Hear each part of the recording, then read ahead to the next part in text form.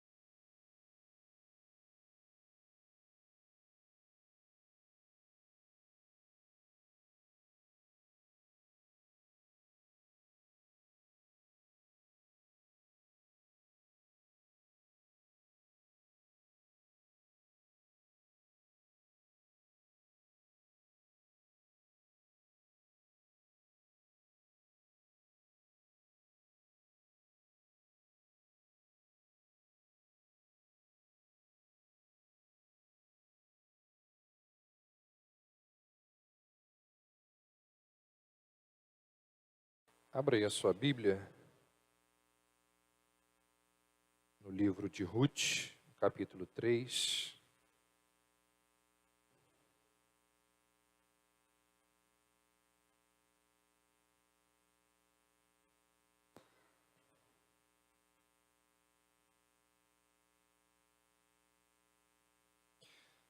Você pode, por gentileza, deixar aberto?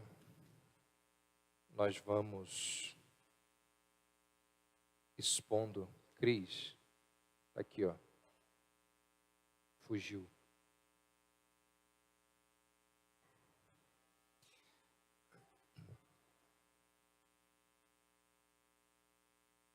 No ano de 2016, 2 anos atrás, né? Um dos principais jornais da nossa nação, chamado de O Estadão, ele publicou uma pesquisa sobre casamento, e tem muita informação interessante nessa pesquisa sobre casamentos, principalmente no Brasil. Alguns dados dessa pesquisa dizem que no Brasil, a cada 3 casamentos, 1 termina em divórcio. Em 2016, existiram 1.100.000 casamentos no Brasil. Existiram 1.100.000 casamentos e 344.000 divórcios. Não necessariamente desses, mas 344.000 divórcios. Entre 1984 e 2016,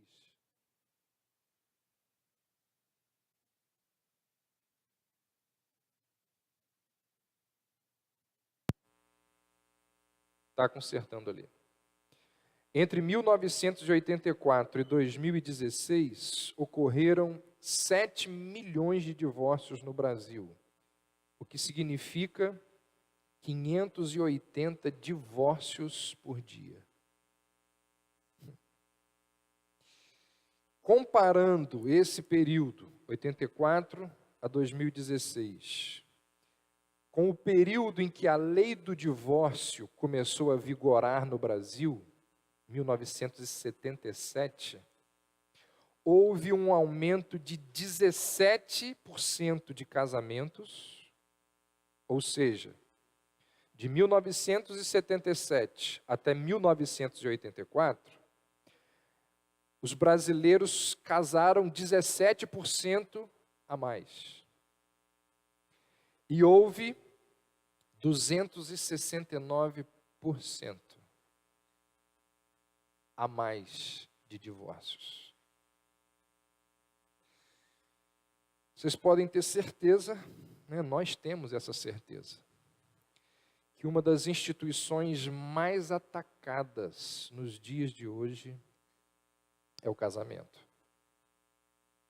Grande parte das igrejas trata casamento de uma forma banal. Qualquer jeito. É alarmante e muito triste o fato de que o índice de divórcios entre cristãos é idêntico, é o mesmo entre os incrédulos. A quantidade de gente que se divorcia e é crente é a mesma quantidade de gente que se divorcia e é ímpia. As pessoas dentro da igreja olham para o casamento como um namoro. Ou seja, não deu certo? A gente vai ali no cartório e oficializa o divórcio. Em nossos dias, existe mais apologia, não dentro da igreja, mas na sociedade como um todo. Existe mais apologia ao divórcio do que ao casamento. A quantidade de cônjuges insatisfeitos, amargurados, tristes, decepcionados é imensa. É impressionante a quantidade de pessoas mal dentro do casamento. E, consequentemente, o que existe de casamento de fachada é muito mais do que a gente consegue imaginar. É muito casamento de fachada que existe por aí. Tudo isso porque poucos casais estão realmente dispostos a enfrentarem juntos os desafios e as crises da vida conjugal. Porque vida conjugal tem muita crise, tem muito desafio. Nos dias de hoje, as pessoas não querem mais ser felizes para sempre. As pessoas hoje querem ser felizes imediatamente. E como isso, na maior parte das vezes, não é possível dentro de um casamento, como muitas vezes a pessoa não quer esperar passar a crise, passar o período de tribulação, as pessoas elas descartam o casamento como quem descarta um copinho de plástico. Olha o que o Hernandes Dias Lopes disse, está aí no esboço, sobre casamento nos dias de hoje. Os vestidos das noivas estão ficando cada vez mais alvos e a pureza cada vez mais escassa. Os véus das noivas estão ficando cada vez mais longos e os casamentos cada vez mais curtos. Hoje vemos ardentes paixões, mas pouco amor. Muitas promessas, mas poucos votos cumpridos. Vemos muitos que começam um casamento sem reflexão, mas poucos que investem nele com sincera devoção. O capítulo 3 do livro de Ruth fala, nós começamos a analisá-lo domingo passado, fala da aproximação de uma mulher e um homem, Ruth e Boaz, mediante ali um plano elaborado pela sogra de Ruth, Noemi, e essa aproximação entre Ruth e Boaz vai terminar num casamento. E o casamento de Ruth e Boaz, a aproximação deles, nos mostra alguns princípios importantíssimos acerca dessa instituição altamente combatida em nossos dias, que é o casamento. Princípios estes que nós enxergamos não só aqui no livro de Ruth, mas em toda a palavra de Deus. E ao olharmos aqui para o que é descrito no capítulo 3, nós vemos alguns desses princípios. Vamos a eles. Primeiro, o que a gente percebe sobre casamento aqui, nesse texto do livro de Ruth? A verdade de que é impossível, é utópico, sermos felizes à parte das nossas famílias, ou da nossa família. Noemi sabia, tinha convicção, que Ruth, ela precisava de um marido. E que enquanto Ruth não tivesse um marido, ela não ia viver em paz. Olhe como que começa o capítulo 3. Depois lhe disse Noemi, sua sogra: filha minha, não te hei de buscar descanso para que fiques bem. E esse descanso que ela vai buscar para sua nora é a busca de um marido, tanto que os versos seguintes mostram Noemi contando para Ruth o que ela deveria fazer para conquistar Boaz. Então Ruth necessitava de um marido, porque ela estava sozinha, viúva, numa terra distante, da sua casa, dos seus pais. Noemi sabia muito bem que Ruth, ali em Belém, ali em Israel, necessitava de um marido para cuidar dela, para lhe dar um futuro. Viver naqueles dias na condição de viúva era algo complicadíssimo. Viúvas, como diz Noemi, não tinham descanso,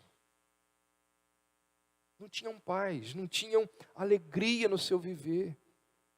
A viuvez, até hoje, mas naquela época era algo muito mais intenso do que hoje. Era uma condição muito sofrida, incerta, insegura a situação de uma viúva. Então Noemi vira para ela e diz assim: eu preciso arrumar um marido para você. E eu não te hei de buscar descanso para que você fique bem. Eu farei isso.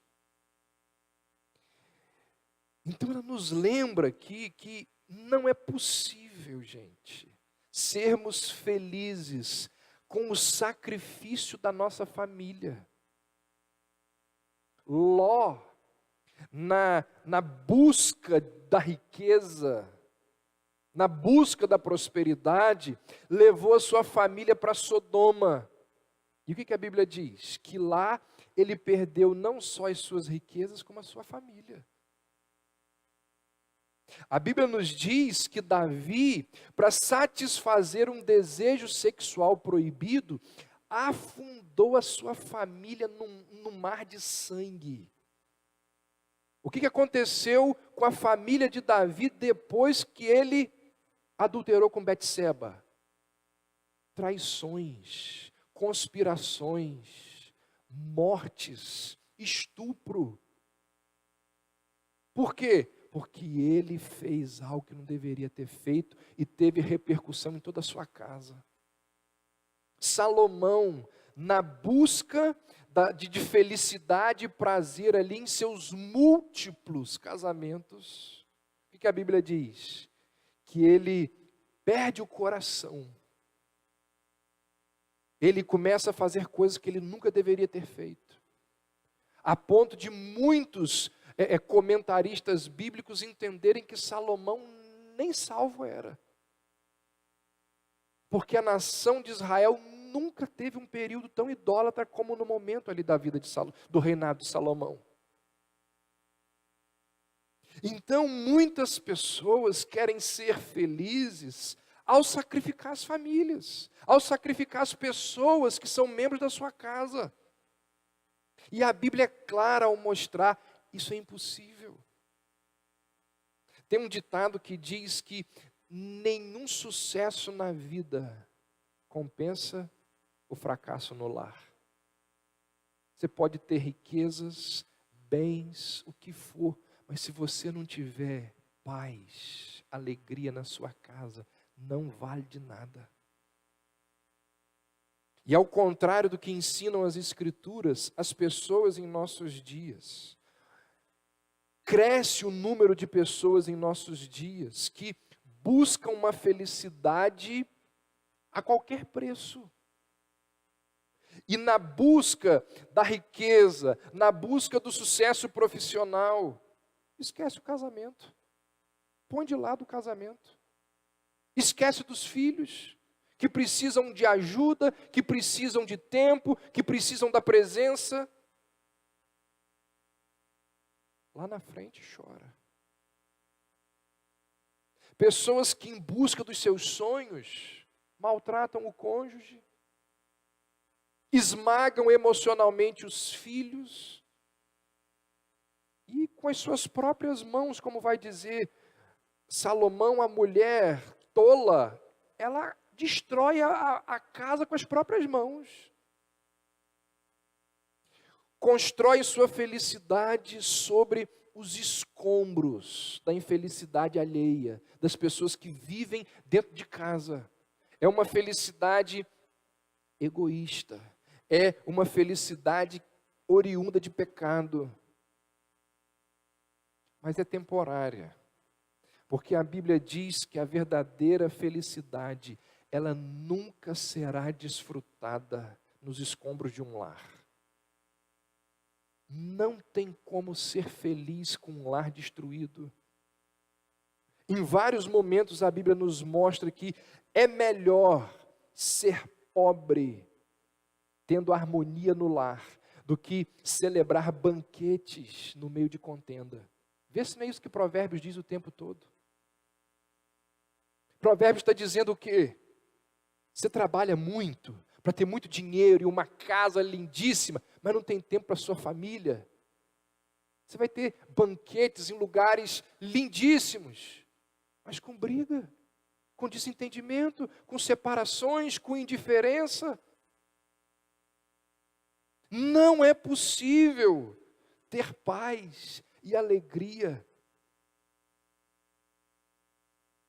diante de uma família destroçada. O que Noemi está dizendo para Ruth é o seguinte: você precisa de paz. E eu vou procurar essa paz através de uma família para você. A Bíblia nos diz que a mulher virtuosa, ela vale muito mais do que joias, do que finas joias. A Bíblia nos diz que um casamento feliz é mais excelente, é muito melhor que a mais pujante fortuna. Parece que Noemi sabia disso. Então ela vira para Ruth e diz: não te hei de buscar descanso, para que fiques bem. Ela está aqui se referindo ao casamento, que ela ia elaborar lá aquele plano para que ela tivesse o casamento com Boaz, que traria alegrias, felicidade, paz para Ruth. Então, irmãos, esse é um princípio evidente aqui, e que está muito claro em outros momentos da palavra de Deus. Não tente ser feliz sem os seus filhos, a despeito da alegria, da felicidade dos seus filhos. Não tente ser feliz sem a felicidade do seu cônjuge, sem a família, porque isso não existe. Todo divórcio provoca muita dor, muitos traumas, muita fobia. Todo divórcio produz lágrimas, mas uma quantidade enorme de lágrimas. A melhor coisa que um homem pode fazer pelos seus filhos é amar, respeitar a mãe deles. É a melhor coisa, é o melhor presente que ele pode dar para um filho. Então o que a gente vê nitidamente aqui e nas Escrituras é que não tem como É impossível sermos felizes diante dos escombros da nossa casa. Segundo, o que a gente aprende aqui sobre casamento? Um princípio bíblico presente aqui nesse texto sobre casamento. As frustrações do passado não devem impedir a nossa felicidade hoje. Lembra lá, até chegar ao campo de Boaz, quantas frustrações, quantas perdas, quantos sofrimentos Ruth passou. Perdeu o marido, perdeu a família, perdeu a terra da sua infância, perdeu os recursos, perdeu a estabilidade. No meio disso tudo, quantas lágrimas que Ruth não verteu? Certamente que muitos sonhos que Ruth tinha foram sepultados com todas essas perdas que ela teve. Palavras como esperança, alegria, expectativa. Todos nós temos expectativas diante da vida. Qual era a expectativa que Ruth tinha numa terra distante, pobre, indo respigar, indo fazer o trabalho terrível que era respigar? Qual era a expectativa que Ruth tinha? Palavras assim significavam alguma coisa para Ruth naquele contexto?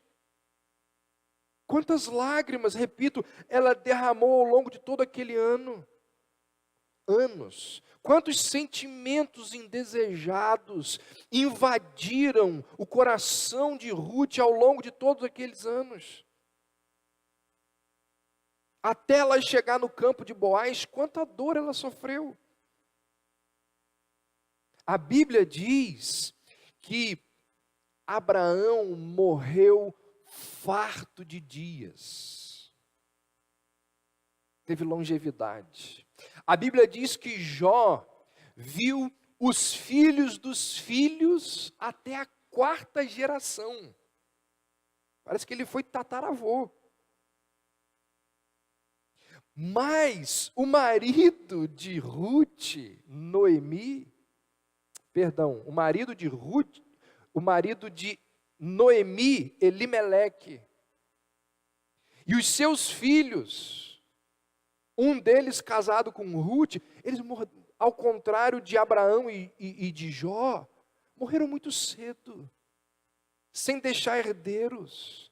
E a morte prematura desses homens trouxe muitos transtornos para Noemi e para Ruth. Noemi fica sem marido, fica sem filhos, fica sem dinheiro, fica sem futuro. Parecia que tudo havia acabado. Mas diz a Bíblia que das sombras espessas ali, quase que podia se apalpar, daquelas sombras do sofrimento, brota uma luz de esperança. Daquelas cinzas da derrota, Deus faz com que Ruth tenha vitórias. Quando Ruth olha para Boaz e Boaz começa a ser extremamente generoso com ela, e ela chega em casa e conta para a sogra o que aconteceu, Ruth poderia, se fossem muitas mulheres dos dias de hoje, dizer assim: não tem jeito, eu já passei por tanto sofrimento na vida, não vou me iludir não, isso aí é pura ilusão. Tem gente que é pessimista ao extremo diante de tudo que aconteceu no passado e diz: não tem mais jeito. Mas o que a Bíblia nos diz, e isso não só nessa questão de relacionamentos, mas em tudo na vida, é que quando os nossos recursos acabam, os celeiros de Deus, eles continuam abarrotados. O que acaba são os nossos, não os recursos de Deus. Quando nós perdemos o controle, e achamos que não tem jeito, Deus continua conduzindo as nossas vidas, e segundo as Escrituras, em triunfo. Quantos que vivem casamentos de fachada por mágoas que foram abertas há 5, 10 anos atrás? Quantas pessoas que não conseguem de jeito nenhum perdoar o cônjuge? Não consegue esquecer algo que foi feito pelo pai, carrega a mágoa de algo que o pai fez há 20 anos atrás. Quem está preso nessa história toda? Algo que foi feito pelo filho contra o pai, e o pai tem uma raiva do filho. Gente que não se relaciona bem por causa de questões com um membro da família. Gente que não se fala dentro da mesma casa por problemas mal resolvidos. Meus irmãos, isso não deve acontecer entre aqueles que se dizem filhos de Deus. Frustrações e problemas passados não devem nos impedir de tentar reconstruir as nossas casas.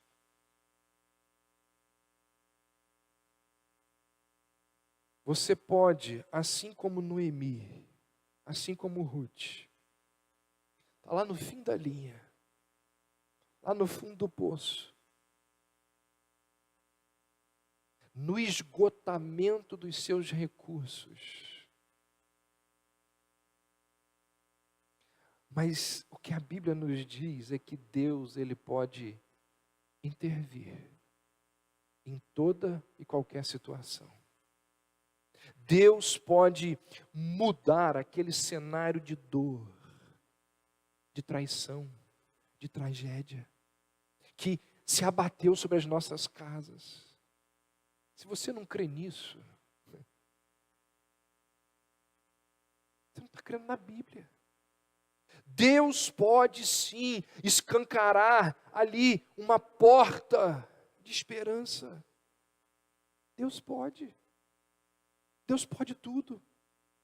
Jesus disse: o que é impossível aos homens é possível a Deus. Realmente, diante do nosso olhar, diante de todas as circunstâncias, humanamente falando, é impossível. Mas Jesus disse aos discípulos o que é impossível aos homens. Que é algo mais impossível que a nossa salvação? Existe alguma coisa mais utópica do que alguém ser salvo? Humanamente falando, é impossível, nós sabemos disso. Mas é por causa de graça, de ação divina, que nós fomos salvos. E é por causa de graça e de ação divina que as nossas casas podem ser refeitas, que casamentos podem ser refeitos. A pobre viúva, Deus deu não apenas um marido íntegro, bondoso, leal. Deus deu a Ruth um marido rico, cheio de graça. Provavelmente Ruth chega naquele campo depois de anos de sofrimento, de anos de desilusão, dizendo: para mim não tem jeito. E Deus coloca diante dela um marido íntegro, bondoso, leal, rico. A providência divina proporcionou a Ruth não apenas uma casa farta de bens, mas ao que tudo indica, uma casa cheia de alegria e de felicidade. Anos atrás, eu preguei aqui na igreja um sermão isolado, diferentemente do que a gente costuma fazer aqui em série, mostrando vários exemplos nas Escrituras da verdade que diz o seguinte: não há nada de bom que Deus nos dê que não possamos estragar. E eu mostrei vários exemplos bíblicos e históricos de coisas boas que Deus concedeu aos homens, que os homens, diante de seus pecados, estragaram. Essa é uma verdade. Não há nada de bom que Deus nos dê que não possamos estragar, mas não há nada de estragado que Deus não possa restaurar. Existem dezenas de exemplos bíblicos de coisas que os homens estragaram que Deus restaurou. Então aqui nós vemos esse princípio de que as frustrações do passado, elas não devem impedir a nossa felicidade hoje. Terceiro, a felicidade do lar precisa ser edificada sobre um fundamento inabalável, firme, que é Deus. É ali que a felicidade de um lar é fundamentada. É muito interessante o fato de que a felicidade de Ruth estava no fato, não de que ela se casou com Boaz, certamente que ao se casar com Boaz, ela ficou muito feliz. No entanto, antes de se casar com Boaz, Ruth estava feliz com o fato de ter se rendido ao Deus de Israel. Ou seja, muito antes de saber da existência de Boaz, Ruth já tinha dito a Noemi o seguinte: o seu Deus será o meu Deus. Ruth não fala, o seu Deus será o meu Deus, pensando que esse Deus pode lhe dar uma... De jeito nenhum.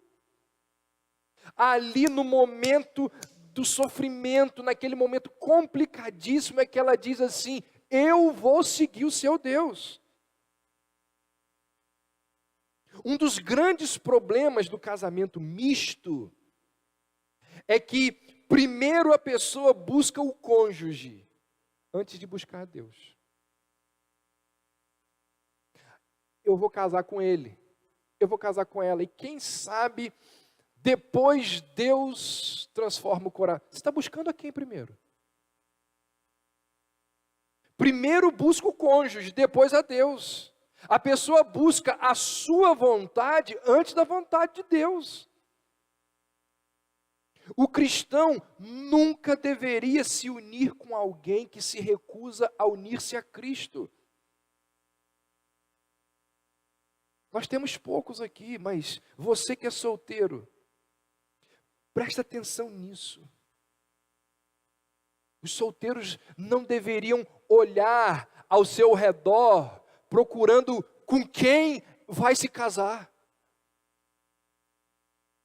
Deveriam olhar para o alto, para cima. Porque qualquer escolha diferente daquela que vem do alto vai ter problemas sérios. Sérios. Na pesquisa sobre casamento, lá do Estadão, que eu citei no início da mensagem, a pesquisa diz o seguinte: olha, isso aqui é a pesquisa que está falando. Pessoas que têm pais divorciados possuem grandes chances de também se divorciarem. Pessoas que se casaram na adolescência dificilmente permanecem juntos até o fim. Pessoas com filhos têm grande dificuldade de casar-se novamente.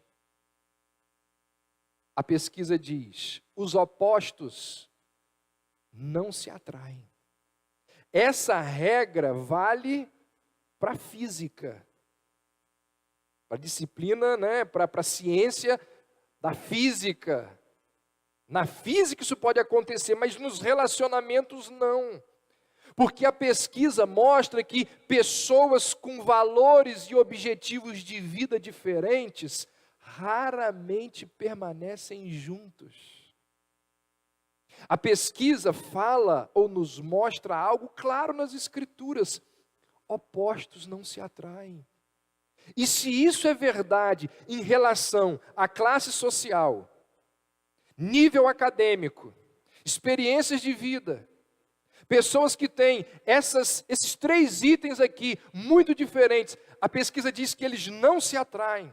Se isso é verdade em relação a esses itens, o que dirá em relação a posições diferentes em relação à fé? As chances de fracasso de um lar onde Cristo não é o Senhor de todos ali são muito grandes. Imagina um casamento onde o marido é protestante e a esposa é católica. Quando o primeiro filho nascer, ele vai ser batizado na igreja católica? Vai? Ele vai ter um padrinho e uma madrinha? A família dela é extremamente católica. Eu quero levar meu filho para ser batizado na igreja católica. O marido diz assim: de jeito nenhum. Meu filho não vai ser batizado na igreja católica. Só aí já vai dar problema para uns 15 anos.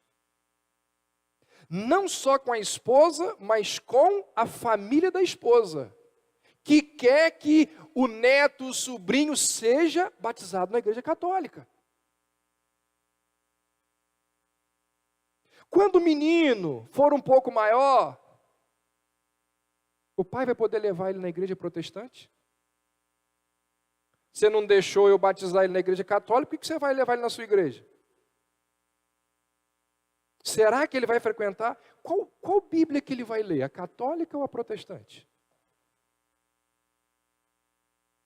Irmãos, eu estou só lembrando de algumas coisas aqui. Isso aqui não é nada perto do que é a prática. As implicações e os problemas de um casamento misto são gigantescas. Não só na educação dos filhos, mas em muitas áreas do casamento. Casamento já é complicado quando os 2 são convertidos. Imagina quando um é incrédulo. E eu digo mais: nome no hall de membros de uma igreja não significa conversão. A pessoa precisa perceber na prática, no dia a dia, se o namorado, o noivo é convertido ou não. Vai ter problema. Então, esse princípio, ele está presente em todas as Escrituras. Noemi ouviu de Ruth, muito antes de Ruth estar com Boaz, Ruth disse: o meu Deus será o seu Deus. Acontece conversão antes. 4, a felicidade do lar precisa passar pelo cuidado da beleza interior e da beleza exterior. Ruth ficou conhecida em Belém pela sua integridade.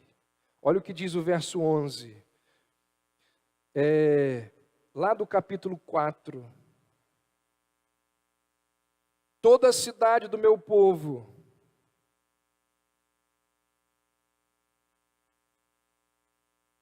sabe que és mulher.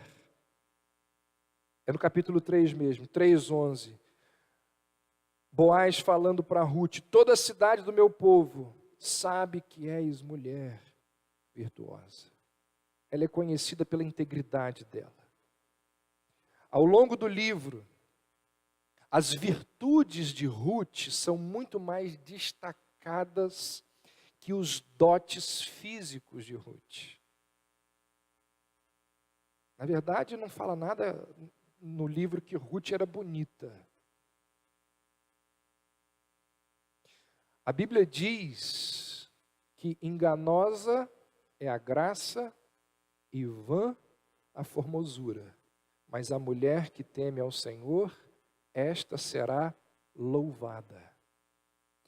Pedro vai dizer: não seja o adorno da esposa o que é exterior, como frisado de cabelos, adereços de ouro, aparato de vestuário. Seja, porém, o interior do coração, unido ao incorruptível trajo de um espírito manso e tranquilo, que é de grande valor diante de Deus. A base de um casamento feliz não é a beleza física, que com o passar dos anos vai diminuindo. As rugas chegam, os cabelos ficam brancos, o nosso vigor murcha, igualzinho uma flor exposta ao sol, o vigor vai murchando.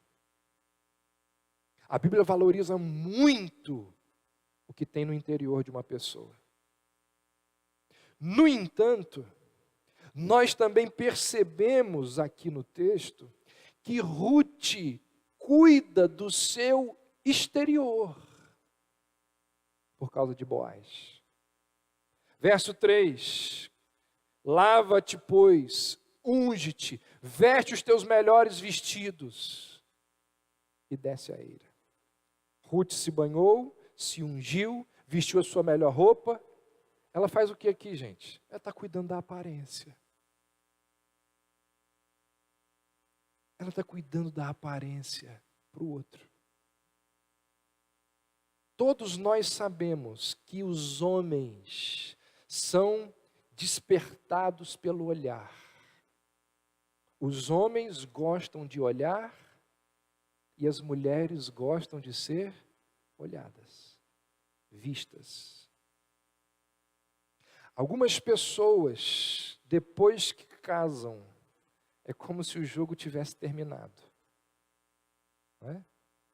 Game over. Casei. Não se cuida mais para o cônjuge. Isso está errado. Há uma aliança entre eles que inclui isso também.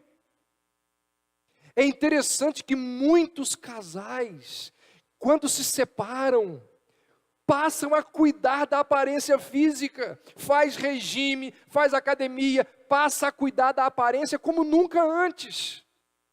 Por que não fez isso antes?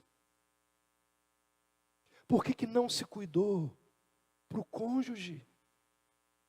Sabe o que isso aqui nos lembra? Que dentro de casamentos precisa existir romance. 30 anos de casado, tem que ter romance. Namoro. Cuidar da aparência para aquele com quem nós estamos casados. Gente, deixa eu falar uma coisa. Isso é muito mais sério do que a gente imagina e do que eu estou tentando transmitir para vocês. Isso é muito sério. Cuidarmos de nós mesmos para o outro envolve fidelidade, envolve companheirismo, envolve amor. Nós precisamos nos cuidar para o outro. Inclusive, Paulo vai dizer que quando a gente casa, o nosso corpo não é mais nosso. Não é isso? De quem é o nosso corpo? Quinto, a felicidade do lar passa pela obediência aos sábios conselhos. Olha o que diz o verso 5, depois de ouvir as orientações de Noemi, Ruth diz o seguinte: tudo quanto me disseres, farei. Noemi torna-se conselheira de Ruth e Ruth obedece. Os costumes judaicos do levirato, aquilo que nós estudamos um pouco semana passada, eles eram, e vamos falar um pouco semana que vem também, eles eram muito estranhos para Ruth. Ruth vem de uma cultura, de um povo em que o levirato não era praticado, então ela não sabia muito bem como que acontecia aquilo ali. Então ela precisava de orientação, de instrução.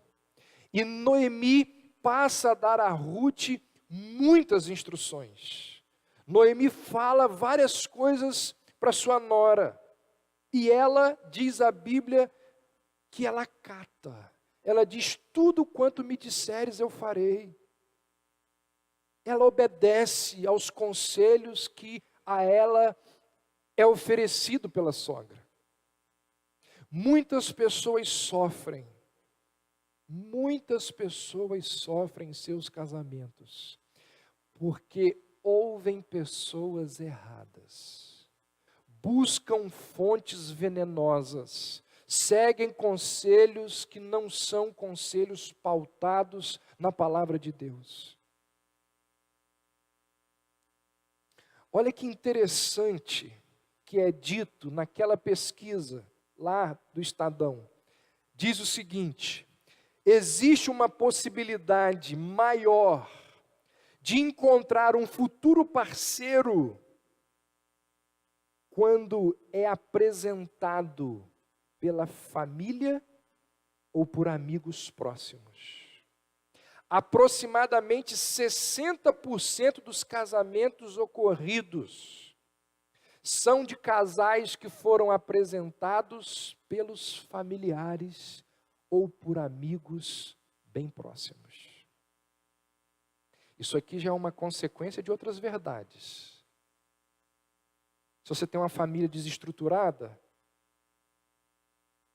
quem a sua família vai apresentar para você? Se você tem amigos que são mundanos, são os amigos mundanos que vão te apresentar a pessoa que normalmente você vai se relacionar e casar. A Bíblia diz que as mulheres mais velhas na igreja devem ensinar as mulheres mais novas a amar os seus maridos. A Bíblia não diz isso? Tito 2, verso 3. As mulheres idosas ensinem as mulheres novas a amarem aos seus maridos e aos seus filhos. Mas o que as mulheres novas fazem hoje? Sai para lá. Da minha vida eu tomo conta eu. Quero ouvir o que você tem para me dizer, não. Não é assim? Não ouve a mãe, não ouve pessoas que têm mais tempo na caminhada. E, gente, isso é bíblico. Vocês acham que Paulo deu essa orientação das mulheres mais novas ouvir aquilo que é dito pelas mulheres mais velhas? Por que Paulo diz isso?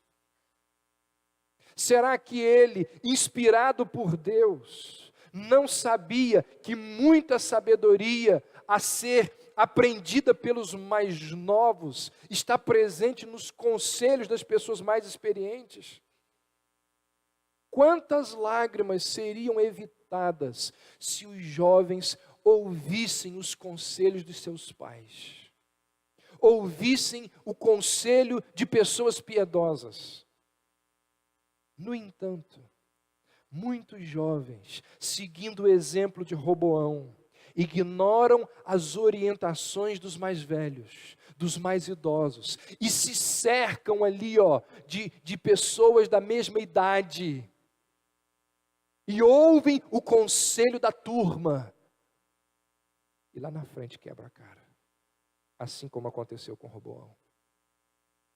A Bíblia, em vários momentos, em várias áreas, diz assim para o jovem: cola com uma pessoa mais experiente, para você aprender muitas coisas na sua vida.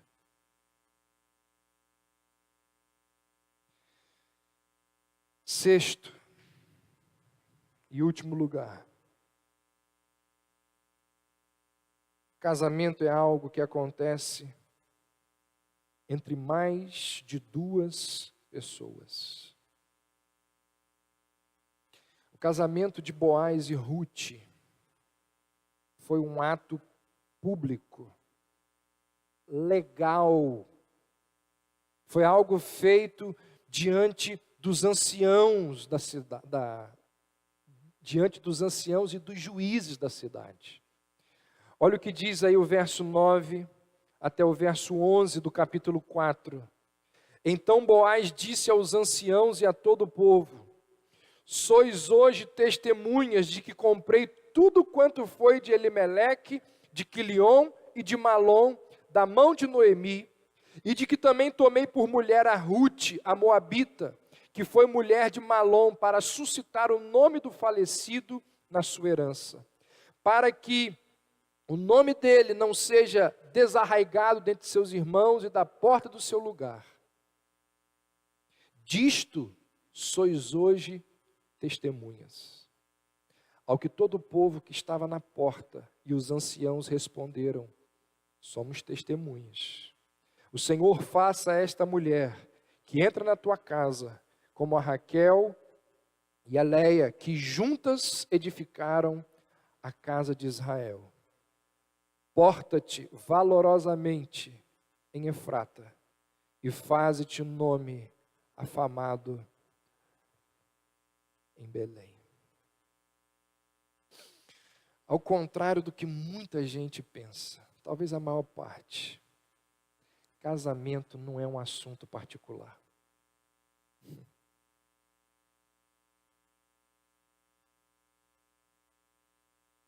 Engana-se quem acha que casamento é um assunto particular. Biblicamente, essa união inclui Deus e o povo de Deus. Todo casal deve desejar as bênçãos de Deus e do povo de Deus sobre seu casamento. Cresce o número de pessoas, e isso certamente é reflexo de conceitos equivocados sobre o matrimônio. Cresce o número de pessoas que entende que o casamento é uma aliança particular entre duas pessoas. Elas simplesmente se juntam. Muitas nem sequer oficializam. Se ajuntam, vão vivendo. Outros nem querem saber do consentimento dos pais. Outros desprezam o casamento civil, dizendo: isso não tem valor, não, é só um papel. Um princípio bíblico do casamento é que casamento é algo público. O casamento coloca marido e mulher em uma posição de responsabilidade na sociedade. Fazemos parte, estamos inseridos de uma sociedade. E para o cristão, essa é uma questão muito mais séria. Biblicamente, o casamento é uma coisa muito mais do que algo pessoal. É um status, é um cargo que liga ao cônjuge à vista de Deus e dos seus irmãos na fé.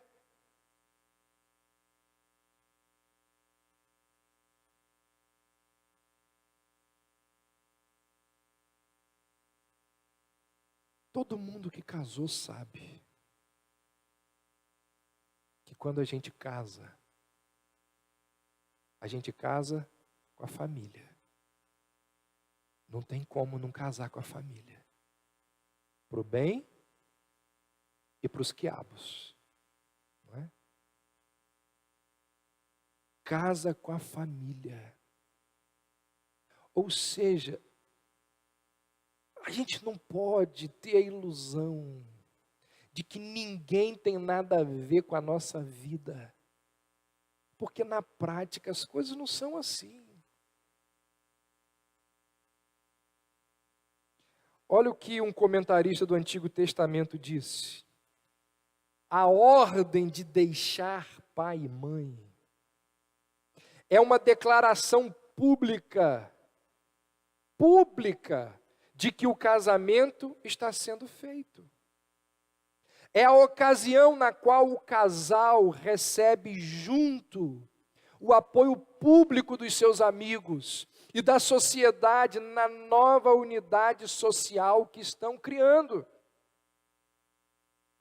É a ocasião em que o casal também aceita sua vocação para ser uma nova unidade dentro da sociedade. Então, se você não tem afinidade, aprovação, apoio da família da pessoa com quem você vai se casar,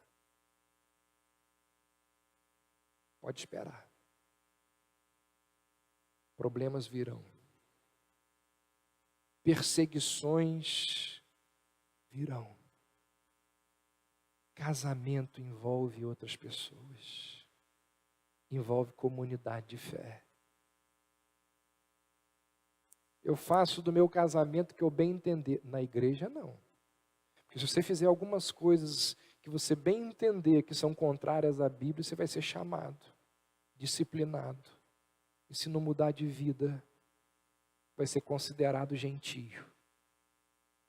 Porque a Bíblia tem muitos princípios para a vida conjugal.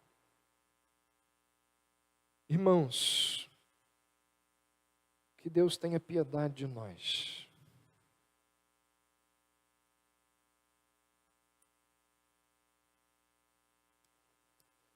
Esse é um assunto muito sério. Tão sério que faz muito tempo que eu não vejo tanta gente prestando atenção de forma tão intensa. Quando toca nessa questão é impressionante como é percebido a atenção das pessoas. Por quê? Porque toca na nossa ferida, né? Toca nos nossos problemas. Se não for nos nossos, em alguém muito próximo. Enquanto eu estou falando aqui, e citando os exemplos, e mencionando os princípios da palavra de Deus, todos vocês foram lembrando de situações no seu casamento, ou no casamento de alguém da própria família. Satanás sabe disso. E Satanás vai direitinho. Satanás não perde tempo. Ele vai naqueles lugares que ele sabe que se ele derrubar aquela peça, muitas outras caem junto. Ele não vai derrubar aquelazinha lá, ele vai derrubar aqui. Porque ele sabe que se ele destruir o casamento, ele quase que destrói toda a sua vida. Ele sabe que ninguém vai ser feliz, que é impossível ser feliz com uma família debaixo dos escombros. Ele sabe que pessoas vão viver cheias de traumas, cheias de problemas, quando não se perdoam e vivem anos dentro de um casamento falido, porque não querem exercitar o perdão. Que Deus tenha misericórdia de todos nós. Que Deus ajude aqueles que ainda não casaram a pensar em todas essas coisas. Para quem já casou e não houve traição e abandono, que é o que diz a nossa confissão de fé, eu cito Rousseau Shedd. Muitos aqui sabem dessa história. Uma vez uma pessoa perguntou a Rousseau Shedd, uma mulher: pastor, meu marido é isso, isso, isso, isso e isso, não é crente, faz isso, isso, isso e isso, o que eu faço? Ele te traiu? Não. Chora permanece casada. Porque casamento, segundo a Bíblia, se não houve traição, se não houve abandono, é até o fim. Por isso que nós precisamos muito, falar sobre essas coisas para os jovens. Todos nós passamos por problemas sérios dentro dos nossos casamentos. E se a graça de Deus não for lançada sobre os nossos casamentos, se não houver disposição para o perdão, para a misericórdia, para a compaixão, eles serão destruídos. E com a destruição deles, não seremos só nós que sofreremos. Muitas pessoas ao nosso redor vão sofrer. Que Deus nos ajude, irmãos. Que Deus ajude as nossas casas. E que Deus use esses e tantos outros princípios bíblicos que não estão presentes aqui, mas que estão presentes em outros textos. Que Deus use para ajudar as nossas casas. Que Deus assim o faça. Amém. Vamos orar?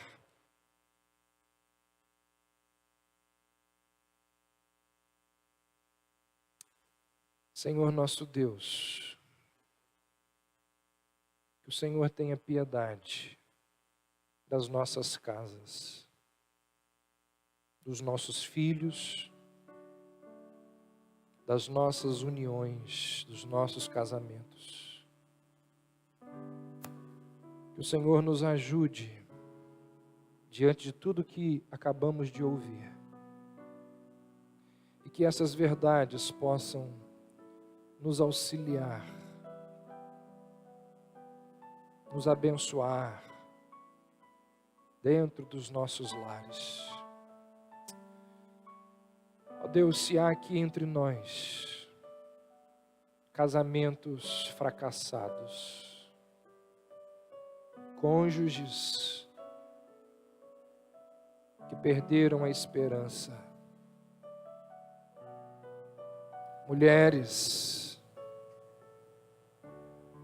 que são desrespeitadas, que não são valorizadas, se há aqui entre nós homens que já não aguentam mais, não suportam mais a indiferença de suas esposas, ó Deus, que o Senhor possa derramar sobre esses matrimônios o Teu Espírito, a Tua graça, porque não há nada de estragado que o Senhor não possa restaurar. Faz isso, ó Deus, entre nós, nas nossas casas. Faz isso na vida de cada um de nós aqui. Fortalece os nossos casamentos e as nossas casas. Ajuda-nos a entendermos quais são as nossas funções, os nossos papéis dentro dos nossos lares, para que dessa forma venhamos a desempenhá-los com seriedade. Faz isso, ó Deus, nas nossas vidas, na vida de cada um da nossa igreja. Nós assim oramos e te pedimos, em nome de Jesus.